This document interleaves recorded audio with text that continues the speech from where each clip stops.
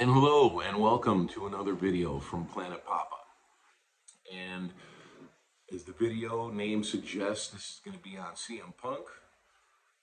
Unless you've been living under a rock over the last 24 hours, CM Punk made his return to WWE at the end of the Survivor Series pay-per-view last night at the end. And what does it mean? Well, I mean, on paper, I mean, obviously, on paper it looks fantastic. I think WWE was the most logical choice for him to go back to. I mean, New Japan, which was really the only other option, I think, as far as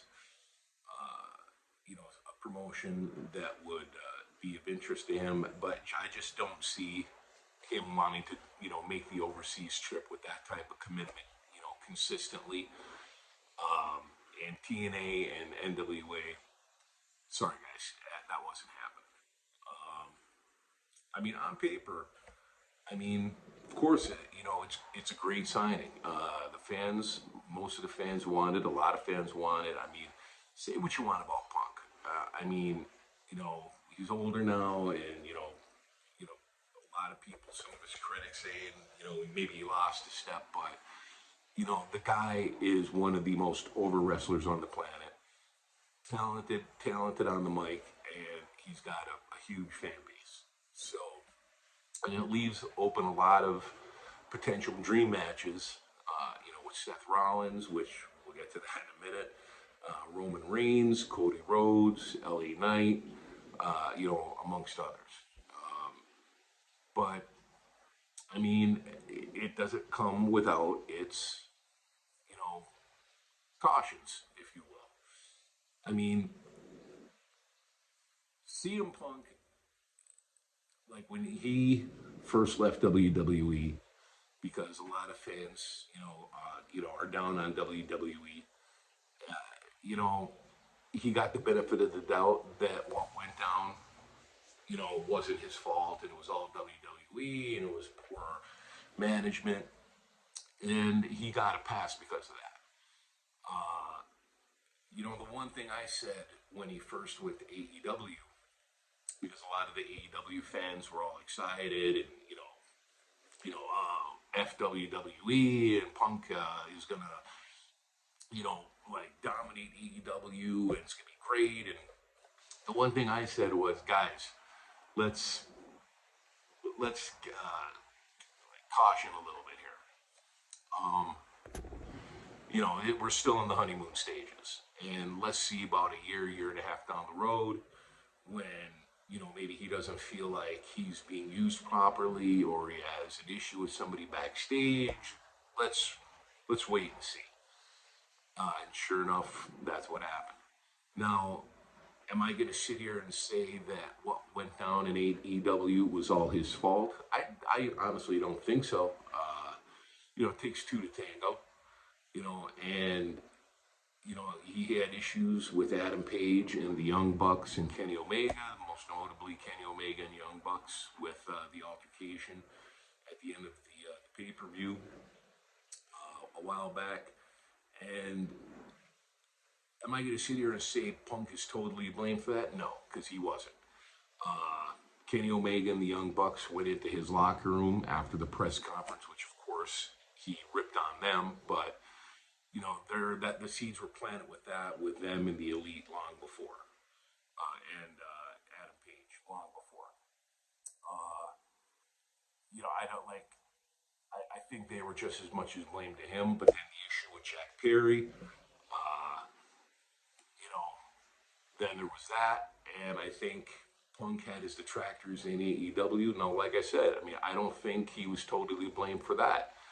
Jack Perry started with him as well, like with the comments he made after the event in London. And now, I think that basically is what ended it for him. I don't think. There was, to Tony Khan did that interview where he said, "Oh, I felt threatened," and this. I mean, I honestly don't think CM Punk threatened Tony Khan. I mean, first of all, Tony Khan probably had enough people back there in between them. Yeah, I mean, CM Punk's a buck 05, soaking wet. I mean, he ain't whipping anybody's ass.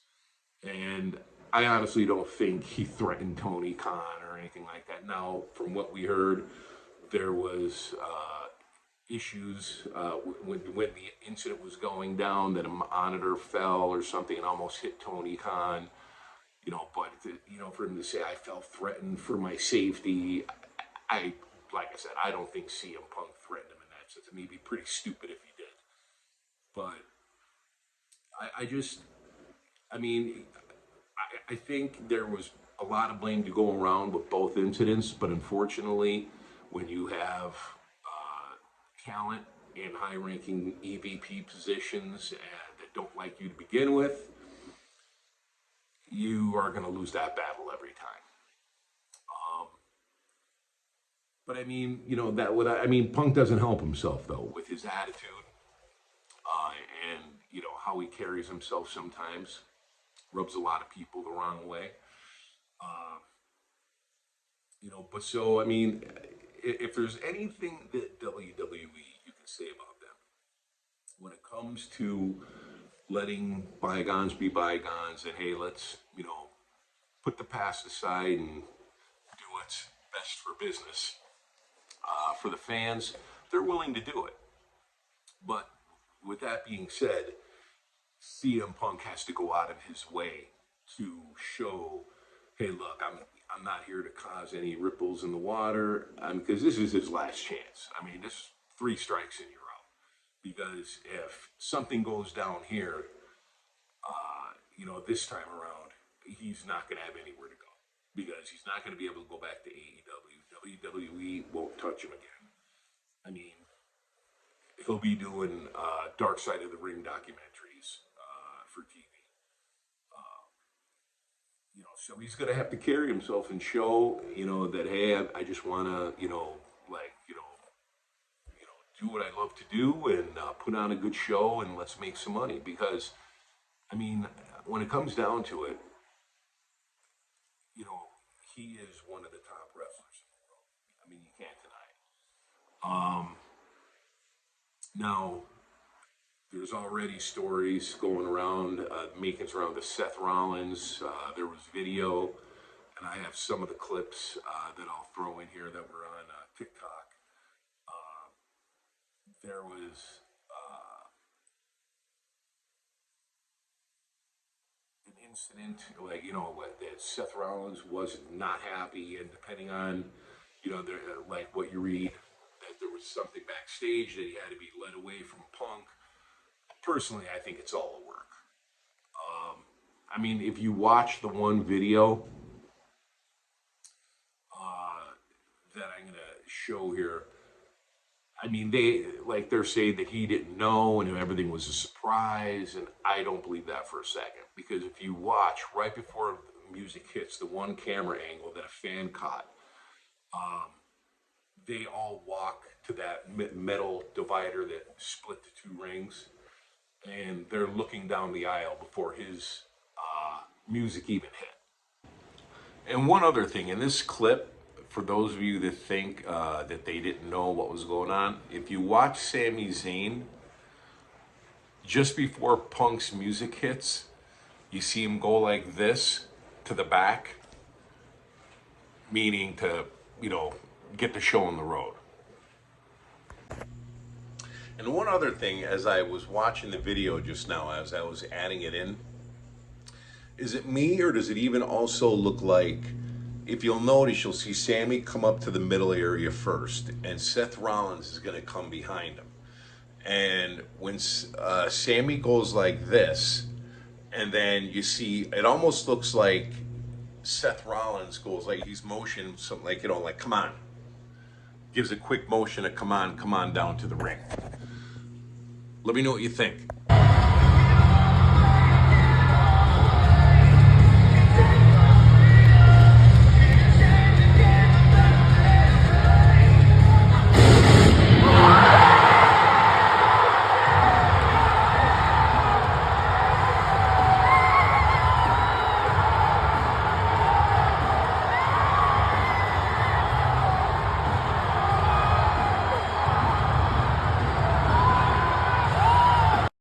So they knew he was there. And I think, I mean, the most logical choice for who Punk is going to work with, especially with WrestleMania season upon us, is going to be Seth Rollins for the World Heavyweight Championship. So, I mean, like I said, I mean, like Seth Rollins has made his comments about CM Punk being a cancer and this and that. I think it's all a work because when he came back and was working on the Fox show a few years ago, Seth Rollins was actually tweeting about a match and challenging him, around that time. So it's not like they had a Bret Hart, Shawn Michaels type altercation where they hate each other's guts. I mean, it's kind of actually silly when you think about it, like with Seth Rollins, throwing a tantrum like that. So, I mean, I think it's just a work. Same thing with Roman Reigns. Look, I mean, the wrestling business, much like any workplace, you don't get along with everybody. You don't like everybody. I mean, but if they could, put their differences aside and work together, I mean, it could really lead to some great matches and some really fun things to see as a wrestling fan. Um, I think that, like I said, Punk has just got to show that, like, because he can't be pulling the stuff that he pulls in AEW and WWE, with his, comments about authority and this and that. He's not.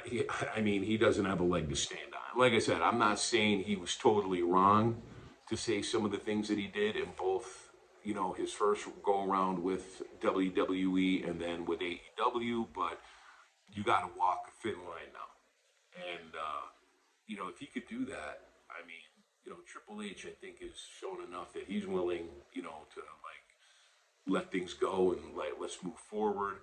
And I think that the others, can. I mean, they don't have to be sitting around the water cooler hugging each other, singing "Kumbaya." But I mean, like I said, I think that in the professional wrestling business, I mean, people all the time, don't necessarily like each other, but they can work together, and I think it can really lead to some fun matches and interesting matches as well. I mean, I think it's definitely something the WWE fans wanted to see, um, as well as the CM Punk's fan base to come back. So it'll be definitely interesting to see where this goes and what happens on Monday Night Raw tomorrow night. It's definitely going to make for some interesting television. Definitely is. Well, I'll be honest with you. I'm kind of surprised, even though, like I said, Survivor Series happening in Chicago was a no-brainer for him to make his return. I was kind of surprised. I thought for sure that he would have made his return at the Royal Rumble. But I mean, like I said, this was. I mean, part of me is surprised he did come back, but on the other side, I'm not surprised. You know, WWE. Somebody like that hits the market. With his, like the white hot heat that he has right now. It's a logical signing. Um, I'm just surprised, but I mean, like, there's no way they'd be able to keep this under wraps for another month and a half until 2 months till the Royal Rumble. Um, but we will see. But the Second City Saint of Chicago is back in WWE, and we will see what happens from here. I want to thank everybody for watching the video. Don't forget that notification bell, hit the subscriber bell, share with your friends. Let me know what you think about Punk coming back to WWE. Like I said, I think it's a good thing. I think it's going to be interesting. Like I said, he can't pull the stuff that he's pulled in the past, because this is going to be his last chance. Because, I mean, he, does steps out of line at all, make himself look in a negative light. He's done. He's done. But we'll see what happens. Thanks, everybody, for watching, and we'll see you next time.